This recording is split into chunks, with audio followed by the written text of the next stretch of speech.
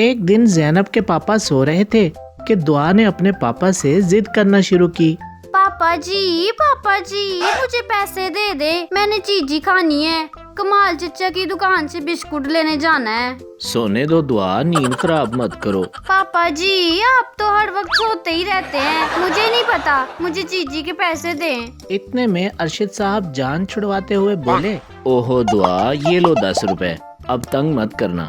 दुआ ने खुशी खुशी पैसे पकड़े और चीज लेने चली गई।